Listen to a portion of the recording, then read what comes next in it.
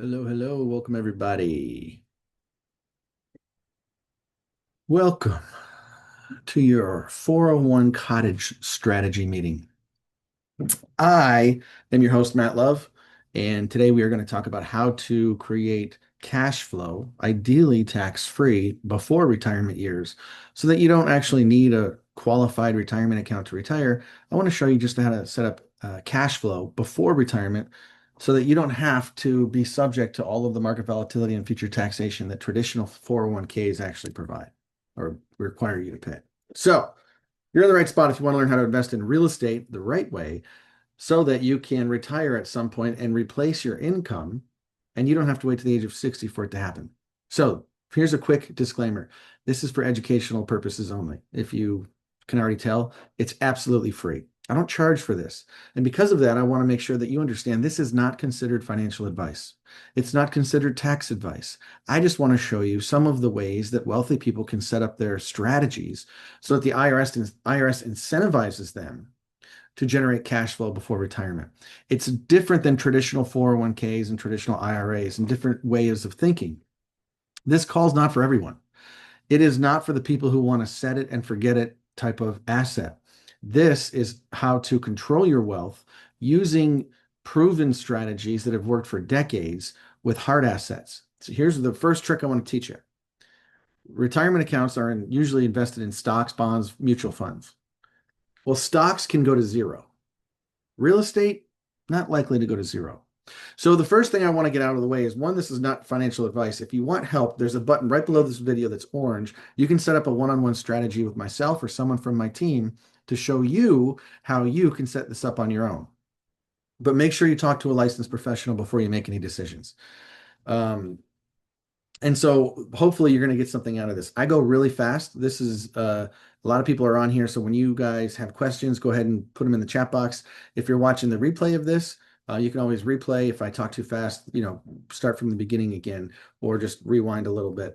But at any point, if you're inclined, click that button below, set up your one-on-one strategy to find out how you can set this up for yourself, because there's a couple of key points I want to make sure we cover in this. I'm going to go really fast because I don't have a big attention span. And if you can't tell, I have lake hair right now because I am actually at my 401 cottage.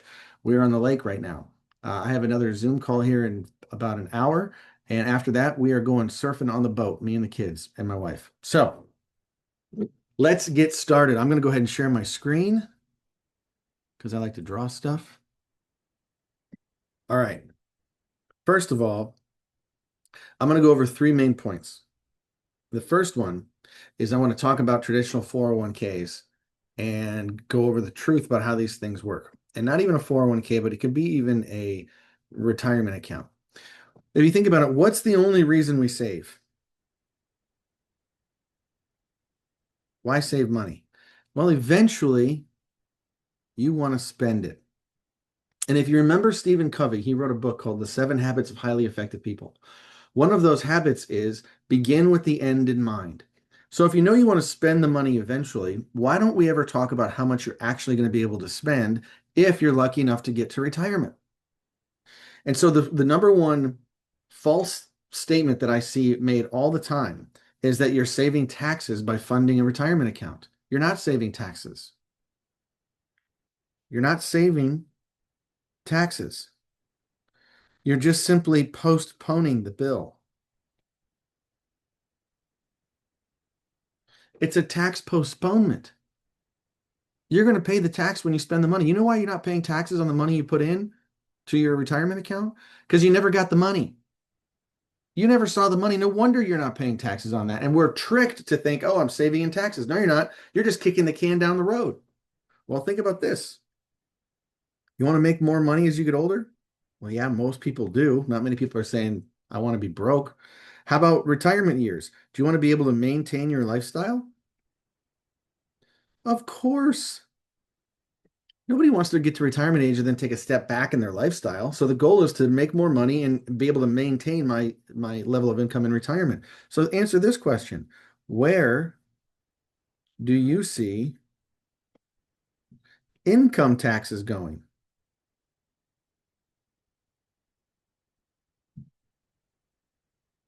Up or down?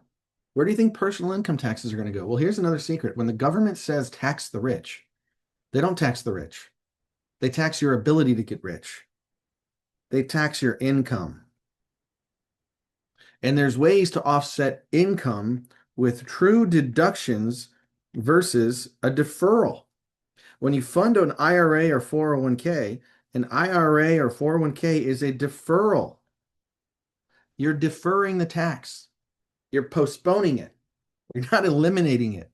And if you're kicking the tax can down the road to a future time where you want to make more money, at least maintain your lifestyle, and if you think tax rates are going to go up, you're postponing your tax bill to a time you can't even calculate how much tax you're going to owe. Furthermore, your Social Security gets triggered by what? Ordinary income. Social Security can be taxable. Medicare costs, taxable, triggered by income.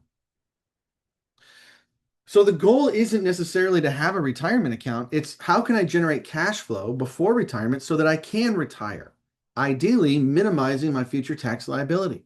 Well, I'm going to talk about that and how real estate can actually help you. Again, this isn't tax advice. These are just the what you can do. Okay. If you want to set up a call, click the button below or call your CPA. Unfortunately, a lot of CPAs are historians. They look backwards and they say, what have you done in the last 12 months and how can we save taxes? Very few CPAs look forward and strategize. I joke, CPAs are historians. They go backwards. We're trying to go forward. So when you talk with your CPA, ask about these conversations. All right. This is a really simple graph if you think about it. So if I'm investing in my 401 and my IRA, I'm hoping that grows over time, right? So here's today, here's age 65. I go to retire. Well, as the account grows, what else grows inside of that? My tax liability. And the higher the account value, the higher the tax rate. So the tax inside grows at an exponential rate compared to what your account's actually doing. And think about this. What's the longevity? Anybody care about legacy? I have little girls, kind of care about that. Well, if you care at all and you're funding your IRA, when you're gone, your surviving spouse is now a single taxpayer. That's the condolence from the IRS. No longer married, filing jointly, you're a single taxpayer. And as a single taxpayer, a lot of tax rates are usually higher than what they are as married, filing jointly. And when both of you are gone and that IRA or 401k goes to your kids, they are required to take that money out over 10 years. And if they're earning income, the IRA gets out on top of that. So the odds of them being in a smaller tax bracket are really small, really small. So your tax liability grows as the account value grows. Furthermore, you can't use the majority of the money that's in this account. It's in the market. It's pre-tax.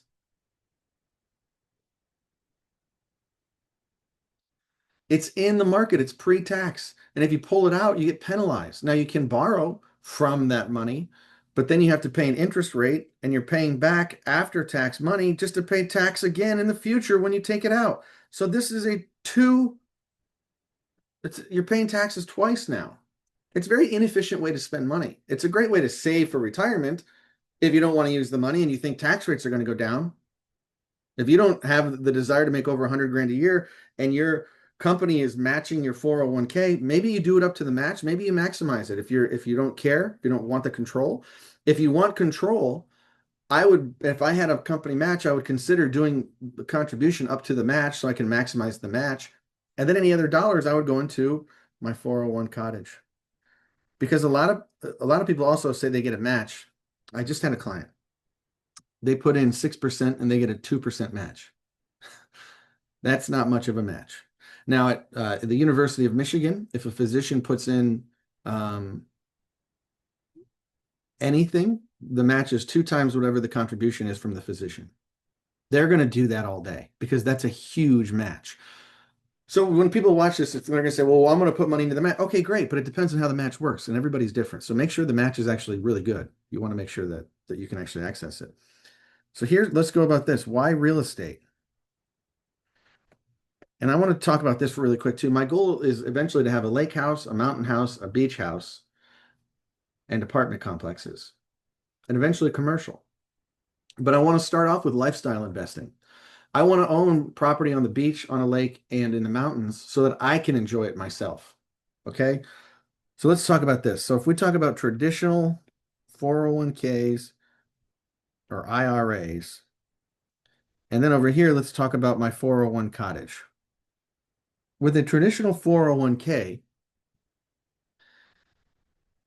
a lot of people aren't really considering much other than I get to defer the tax. Congratulations, you're deferring the tax. You're going to pay it in the future. So every quarter, you're going to get what? A statement. A statement. Well, with a 401 cottage, what do I get? I get keys. I get to go physically see it. I don't know about you, but when people say I'm conservative and I say, well, what are you invested in inside the 401k? They can't even tell you. Well, I know what I'm invested inside of a 401 cottage. I can touch it. It's a real thing. With my 401, I'm worried about market. So I have stress depending on what Wall Street's doing and who's in office or what, Elon Musk does with Tesla. It's going up and down. Well, with my 401 cottage, I can take my family and like today, we're going to go take the kids surfing. I'm going to teach them how to surf. They're like 4, 6, 4, and 2. I'm going to teach the older two how to go surfing. So I'm going to have memories from that. I don't have the stress of the market. Sure, the real estate market could go down, but am I selling? No. The only time you actually lose money is when the market's down and then you sell. You don't want to sell at a loss. And in retirement years, if the market's down and you need to go buy groceries, that's a very stressful time to be around. That's a very stressful thing to live through. With my 401 and IRA, I'm deferring taxes. With properly set up 401 Cottage, I can get tax-free cash flow. And I'm going to show you how that works. I'm going to show you how that works before the end of this call. So instead of postponing my happiness, I can enjoy it now. When I pass away with a traditional IRA, it's taxable to the heirs. So whoever inherits that is going to pay tax. Well, with real estate, typically I get a step up. My kids will get a step up in basis, meaning they're not going to have to pay tax on that. The IRS is incentivizing you to go buy real estate. Why? Because they want you to create places for people to sleep. You're the one taking the risk in owning the property, and you're helping the economy grow.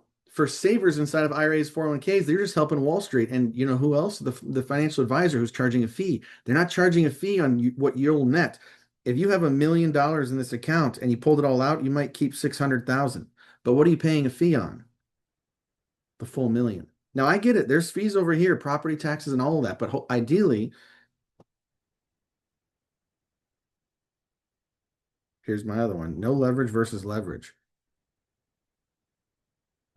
I can borrow against this and I have other people paying for the property taxes because I'm allowing other people to enjoy the property. With IRAs, once you get to the age of 73, you're going to have what's called RMDs, required minimum distributions. Don't need the money, doesn't matter. You've been kicking the can down the road long enough and you got to take the money out. The IRS forces you to take the money out. With a cottage, there's no laws about that. You're not forced to sell. There's no requirement for you to take money out and pay the IRS. At death, your family gets the account value minus the taxes, which we don't know what those will be. With real estate, I have an inflation hedge. Historically speaking, real estate has followed inflation. As inflation goes up, so do hard assets. We're in 2025 right now. The last 5 years, the housing market has gone up extremely high, and so did inflation. Can you imagine buying a 401 cottage 10 years ago or 15 years ago? It would have been phenomenal. Now, here's what's interesting for anybody that's younger than 59 and a half. Pulling money out of your IRA or 401k can be a pretty bad experience. You're going to owe the tax and penalties. You owe the tax and a 10% penalty on top. Well, with real estate, it can be used as collateral. So I can borrow against that. I cannot borrow against an IRA. I can borrow against real estate. The bank will lend me money against that. And by the way, debt is tax-free, baby. Ask Elon Musk. Debt is tax-free. It's my second favorite four-letter word. I want to be able to leverage other people's money. Leverage, that's what this is about. So talk about the ownership happiness. Which asset do you think would make you happier to own? Well, when you start talking about memories and keys and investing in properties for my lifestyle so that I can take my family to enjoy, I can send clients to my 401 cottage rather than looking at an account statement. My clients don't enjoy my 401k. They don't care, but they would enjoy being able to go to a beach house for a week, half off. Still going to charge them, have to. So hopefully this makes sense. This is why I like real estate. Let me talk about how you can purchase it too. So typically, you have money in the bank. Okay? So let's talk about buying a cottage. It could be a cabin, could be a condo, could be anything. Well, let's say you buy a $500,000 property. Are you going to pay cash for all of that? No. You're going to use my favorite drug, other people's money, opium. Other people's money. So what happens is that you're going to get a loan for $400,000 and you're going to put in 100,000. So you put in the 20%. But here's what the IRS allows you to do. Not only do they allow you to deduct, not defer, deduct the interest rate on this mortgage, they're going to allow you to depreciate over 27 and a half years the entire value of the cottage. Okay, that equals about, this isn't exact, but it's going to be about 4%. Okay, so about 4%. Then you go through and do a cost seg. You pay someone $1,000 and you do a cost segregation, with the goal being of getting anywhere 15 to 25% deductible in the first year. So if you can get 16% in cost seg plus the 4% of depreciation, what does that equal? 20%. I'm allowed to write off 20% of the original purchase price in that year's taxation. That means my down payment was tax-free. So if you're trying to offset income, this is a great way to do it. To own an asset that can go with inflation, create cash flow, other people pay for it. You have collateral. It's real. You can touch it. Won't go to zero. You can take your family. It's so much more fun to own. So ideally, you get a 20% deduction, which offsets the money that you put down in the home. Now, here's the linchpin. Here's the key to all of this. Most people are over here. You have your family. Here's you, your kids. You're going to earn income, and that money sits inside of a bank. What does the bank pay you? Very low interest rate. And the growth is taxable. You're paying tax on the growth of the bank. And here's the question that I want you to ask yourself. If it makes sense to use other people's money for the majority of the purchase, why wouldn't I use other people's money for the down payment? Here's the linchpin, everybody. Watch this. Instead of using a bank, oops.